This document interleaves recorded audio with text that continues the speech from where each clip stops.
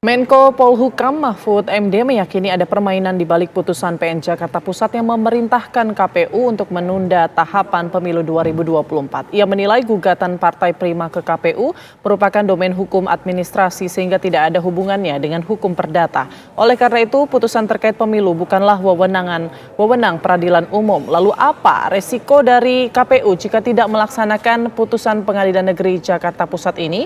Kalau PN Jakarta Pusat salah dalam menjatuhkan putusan, lalu apa sanksinya buat majelis hakim?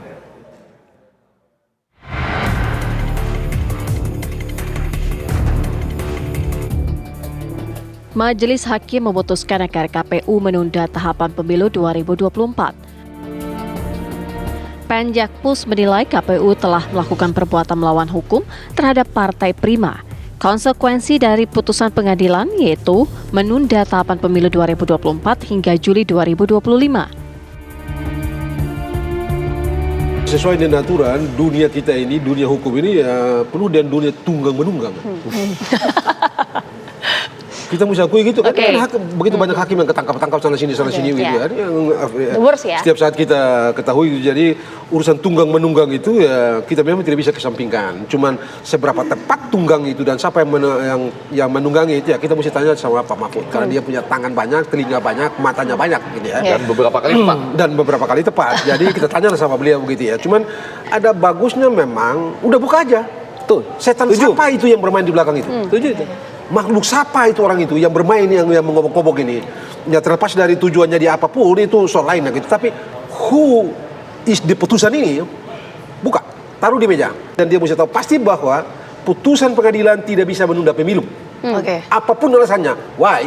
Karena itu bertentangan dengan pasal 7 Undang-Undang Dasar 1945 dan pasal 22E ayat 1 Undang-Undang Dasar 1945. Boleh nggak dibuka sedikit? Kan kita cari siapa pelakunya. Oke, saya mulai dari meja ini supaya klarifikasi juga. Anda mengajukan 8 Desember 2022. Betul. Pada waktu mengajukan Anda cantumkan 2 tahun 4 bulan 7 hari. Betul. Oh, berarti Anda menunda. Nah, itu dia, Bang. Pelan-pelan nih. Problemnya waktu Anda mengajukan 8 Desember 2022, itu Anda tambahkan 2 tahun 4 bulan 7 hari. Angka ini 247. Ya kan? Artinya kan menunda Jadinya pemilu lewat selama 2 dari tahun, 14 Bang. Februari 2024. itu kan kurang lebih, Bang. Lebih dong. Kurang lebih. Baca putusannya, Bang. Enggak Kurang dong, lebih. iya. Kurang lebih. Sama Kurang seperti tadi lebih saya 2 katakan. tahun, 4 bulan, Tapi 7 maksud hari. saya pada waktu mengajukan salah satu pelakunya Sudah ada itu. ya, bukan oke. tunggang-menunggang. Oke. Anda termasuk salah Baik. satu pelaku yang punya akibat menunda pemilu Bahwa karena kemudian ada kalimat yang tereksplisit dalam putusan kami, itu konsekuensi politik dari curangnya KPU. Pelaksanaannya memang tadi disebut inkrah itu betul, tetapi ada paham lain juga. Ketika belum ada putusan yang membatalkan putusan ini tetap berlaku, ya. Walaupun eksekusinya belum bisa, tapi ini berlaku di negara hukum. Jadi ini putusan yang harus dihormati. Nah, tetapi kalau dibahas di banyak masyarakat ahli-ahli hukum, tentunya ini ada kejanggalan.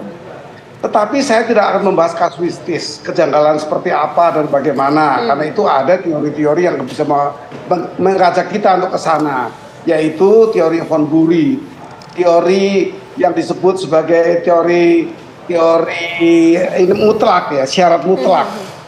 Teori ini menyebutkan bahwa tentu semua akibat itu ada sebabnya. Nah, sebab inilah yang dibahas oleh Pak Mahfud, oleh teman-teman yang lain tadi. Ini sebab apa kok bisa ditengarai ada pelanggaran oleh hakim.